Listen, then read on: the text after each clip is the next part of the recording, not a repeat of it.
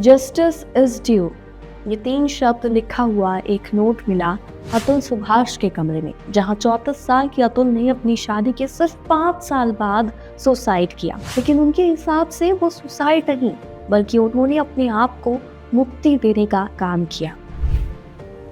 वो जितना ही बड़ा था अतुल सुभाष का घर, जिसमें उन्होंने अपनी जान दे दी। लेकिन क्या उनकी मौत की वजह सिर्फ एक खराब शादी थी, या फिर हम कह सकते हैं कि अतुल सुभाष भी उन सैकड़ों लोगों में से एक थे जो इंडिया के खराब जुडिशियल सिस्टम का शिकार बनते हैं। आज हमारे देश में फीमेल्स को बचाने के लिए, उनके राइट्स को प्रोटेक्ट करने के लिए बहुत सारे लॉ बन चुके हैं और बनते जा रहे हैं, जो एक अच्छी बात। पिछले कुछ कानूनों को शायद इन सब की जरूरत भी थी, लेकिन जब अतुल सुभाष जैसे केसेस हमारे सामने आते हैं तो हम सब ये सोचने पर मजबूर हो जाते हैं कि कहीं औरतों को प्रोटेक्ट करते करते हमने मेल प्रोटेक्टिव राइट्स को पीछे तो नहीं छोड़ दिया। कहीं हमने फीमेल्स को पावरफुल और एम्पावर बनाने के चक्कर में मर्दों को कमजोर और मजबूर तो नहीं बना दिया। और बात सिर्फ अतुल सुभाष की नहीं है। दिल्ली के रहने वाले बिजनेसमैन पुनीत खुराना ने न्यू ईयर के दिन ऐसे ही एक कमरे में फांसी लगाकर जान दे दी, और 45 साल के एडवोकेट समीर मेहंदेता ने अपनी ही पिस्टल से खुद को गोली मार ली। और इन तीनों मौतों का कारण बताया जा रहा है एक खराब शादी और उसके बाद चलने वाले डाइवोर्स केसेस। तो क्या इंडिया में डाइवोर्स और मेल राइट्स का ये डेडली कॉम्बिनेशन मेल कैटेगरी को इतना मजबूर करने लगा है कि उनके पास खुद की जान लेने के अलावा कोई ऑप्शन नहीं बचता?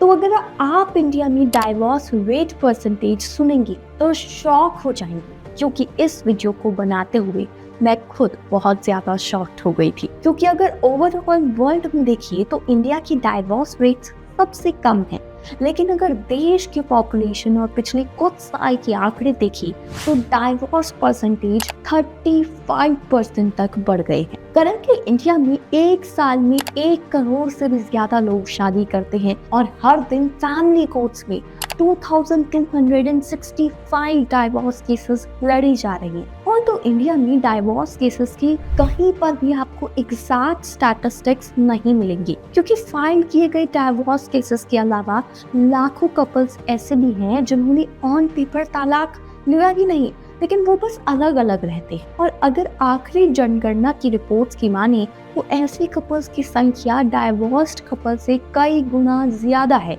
और अब ऐसे में एग्जैक्ट नंबर ऑफ डाइवोर्स पता लगाना पॉसिबल ही नहीं है। लेकिन हम इन फिगर्स को देखकर ये पक्का जरूर कह सकते हैं कि वर्ल्ड वाइड भले ही डाइवोर्स रेट में हम पीछे हैं, लेकिन हमारे देश की पॉपुलेशन के हिसाब से ये एक सीरियस और ह्यूज प्रॉब्लम बनती जा रही है। और कुछ सर्वेस के अकॉर्डिंग तो आने वाले सालों में हर 10 में से 1 आदमी डाइवोर्स ले चुका होगा। लेकिन आखिर इन डाइवोर्स का रीजन क्या है? आखिर क्यों भाई इतने लोगों की शादी टूटे ही जा रही है? इसको समझने से पहले हम ये जान लेते हैं कि डाइवोर्स सिस्टम इंडिया में आया कब और क्यों।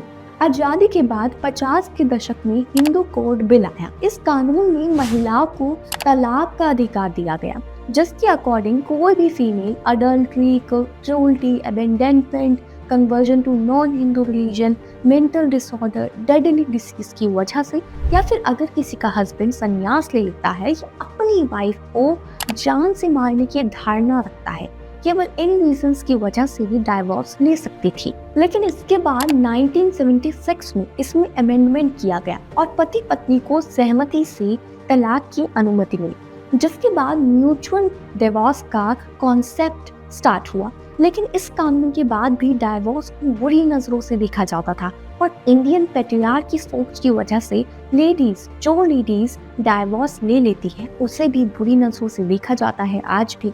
इसके अलावा उस वक्त फीमेल्स में एजुकेशन और एम्पावरमेंट कम थी और मेल्स डोमिनेंट और ईगोइस्टिक ज्यादा माने जाते थे, जिस वजह से खुश ना होने के बाद भी विमेन तलाक नहीं लेती थी। और शायद यही वजह है कि डाइवोर्स, जो कि एक मेल और फीमेल के बीच खराब रिलेशनशिप का मुद्दा था, वो चलते चलते suddenly it came out around women empowerment. जिसके बाद फीमेल राइट्स को प्रोटेक्ट करने के लिए कई तरीके के कानून भी लाए गए, फास्ट ट्रैक केसेस जैसी फैसिलिटीज भी लाई गई, ताकि जो वुमेन एक्चुअल में क्रूरटी और अन्याय फेस कर रही है उन्हें जल्दी से जस्टिस मिल सके। लेकिन वो कहते हैं ना, अ coin always has two sides. महिलाओं को सुरक्षित करते करते आज वो दिन आ गया है कि अब मर्दों के लिए हमें न्याय की गुहार लगानी पड़ रही है।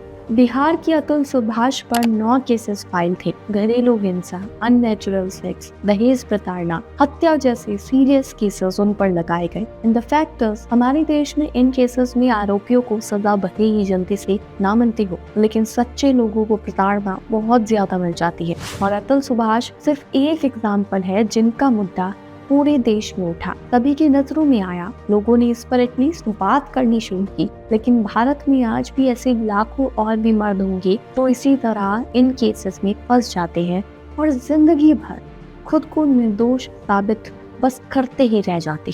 लेकिन ये साबित करने के लिए ना तो उनके पास इनफ रिसोर्सेज हैं और ना ही राइट्स। एक और सबसे बड़ा एग्जाम्पल देखो, 2 लोगों की शादी होती है, ठीक है, 2 महीने बाद 3 महीने बाद लड़ाई झगड़े होते हैं, अलग हो जाते हैं, ठीक है। और उसके बाद क्या होता है, कोर्ट की तरफ से एक नोटिस आता लड़के की फैमिली पे कि भाई देखो ऐसा कि आपको इतनी एलिमनी पे करनी है। क्यों करनी है? अगर मुद्दा इस चीज का कि लड़का और लड़की 2 लोग साथ रह रहे हैं और अब वो नहीं रहना चाहते, तो इसमें एलिमनी की बात कहाँ से आ गई? इक्वालिटी की हम बात करते हैं, इंडिपेंडेंसी की हम बात करते हैं कि we are independent, we are strong, ऐसा वैसा। तो जब एलिमनी की बात आती तब हम ये चीज क्यों पुट फॉरवर्ड करते हैं कि हाँ नहीं भाई हमें पैसे नहीं चाहिए, हम इंडिपेंडेंट हैं। इवन एक बहुत बड़ा, मुझे याद नहीं आ रहा, बट आप अगर आप यूट्यूब पे अगर आप सर्च करोगे तो इवन एग्जैक्टली एक ऐसा केस है जहाँ पे जो फीमेल पार्टी थी वो around 16 lakh rupees per month demand करती है।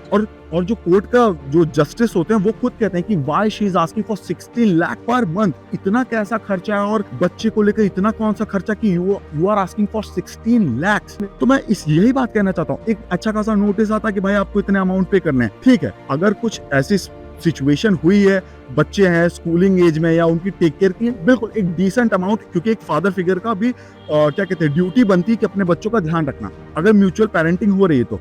लेकिन इस तरह से आजकल डिमांडें आती हैं, 5-5 लाख रुपए महीने लोग मांग रहे हैं। आपको भी तो लगता है ना कि भाई ये बहुत ज्यादा गलत है। और सबसे बड़ी बात, इन चीजों को नोटिस हर एक आदमी कर रहा है, लेकिन इसके लिए ना कोई बोलना नहीं चाहता है। इवन दो आप बड़े से बड़े आप लॉयर्स को भी देख लो, या जो भी फीमेल पार्टी का केस लड़ रहे होते हैं, इवन लॉयर्स भी यही कहते हैं कि हमें ये सारे एलिगेशंस लगाने पड़ेंगे, और सिर्फ लड़के पे नहीं लगते हैं, फैमिली पे भी लगाने पड़ते हैं। क्यों? क्योंकि केस स्ट्रॉन्ग बनाना है। क्या केस स्ट्रॉन्ग बनाने के लिए आप किसी की जिंदगी ही खराब कर दोगे क्या? मेरा मेन पॉइंट ये है। Thank you. क्योंकि मेंस इशू पर तो कोई बात ही नहीं करना चाहता। Men don't cry. You're a man. You should be strong.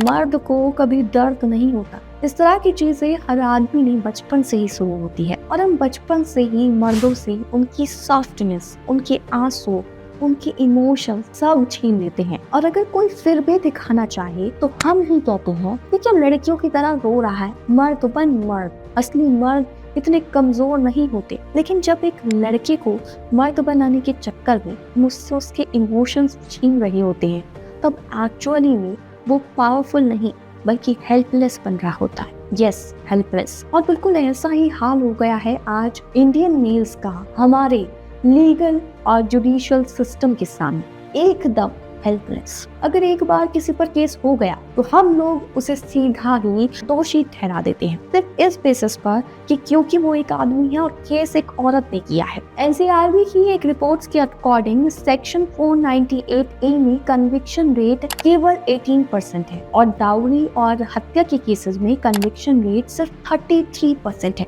मतलब हम तो आइडिया भी नहीं लगा सकते कि आज की तारीख में कितने झूठे केसेस मर्दों के खिलाफ चल रही हैं और वो उनसे रोज लड़ रही हैं। फैमिली काउंसलिंग सेंटर में 2011 से काउंसलिंग कर रहे वीरेंद्र जैन मारथॉन ने दैनिक भास्कर को एक इंटरव्यू में बताया था कि पत्नी की तरफ से पति के खिलाफ कंप्लेन में लिखते वक्त दहेज प्रताड़ना का जिक्र कर देना कॉमन हो गया है। दहेज प्रताड़ना के असली केस बहुत कम सामने आते हैं। इतना ही नहीं, प्रॉपर्टी में हिस्सा नहीं मिलने पर, फोन पर बात करने को मना कर दिया तो दहेज प्रताड़ना लगा दी, छोटी मोटी लड़ाई हो गई तो हर फीमेल हस्बैंड पर दहेज प्रताड़ना जैसे केसेस बहुत कॉमनली और इजीली कर देती है।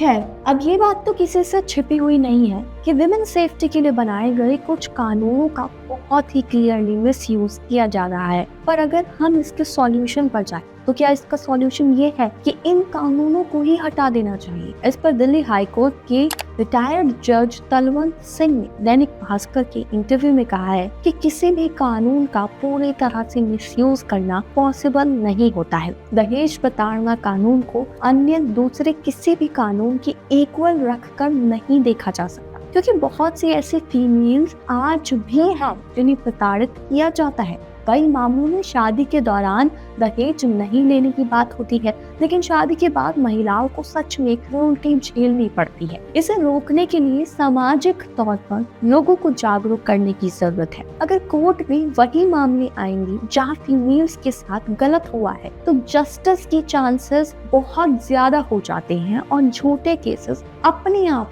ही फिल्टर हो जाएंगे। तो अल्टीमेटली हम सबको ये समझने की जरूरत है कि मेल या फीमेल एक ही सिक्के के दो पहलू हैं। इन दोनों ही कैटेगरी की इशू एक्चुअल में तब सॉल्व होंगे जब हम सॉल्व करना चाहेंगे। लेकिन जब ये मुद्दे आज की मॉडर्न एरा में सोशल मीडिया पर पहुंचते हैं, तो एक नया ब्लेम गेम शुरू हो जाता है। फीमेल्स मर्दों को दोषी बताती है और मेल औरतों को। और फिर एक टर्म सामने आता है, फेमिनिज्म। और क्या औरतों का फेमिनिस्ट होना वाकई में मर्दों के लिए खतरा बन गया है? अगर हम फेमिनिज्म की डेफिनेशन पर जाएं, तो इसका मतलब होता है कि वो इंसान जो महिलाओं के लिए समान अधिकार का सपोर्ट करता है। इसमें कहीं पर भी मेल या फिर फीमेल का जिक्र नहीं। और यही वजह है कि हमारे देश में सिर्फ महिलाएं ही नहीं, बल्कि शाहरुख खान, ऋतिक रोशन, फरहान अख्तर जैसे कई फेमस मर्द भी खुद को फेमिनिस्ट कहते हैं। क्योंकि फेमिनिस्ट होने का मतलब किसी भी तरह से मर्दों के खिलाफ जाना या फिर उनके हकों को मार देना कभी था ही नहीं। लेकिन चंद लोगों की कंफ्यूजन की वजह से आज आधे लोगों को यही लगता है कि अगर आप फेमिनिस्ट हो तो आपको मर्द के खिलाफ होना पड़ेगा। लेकिन अगर इसके लिए बजाय हम सब ये जेंडरिज्म की लड़ाई साइड में रखकर असली मुद्दों पर बात करें, तब शायद कुछ ठीक हो पाएगा और हम सब मिलकर एक बदलाव ला पाएंगे।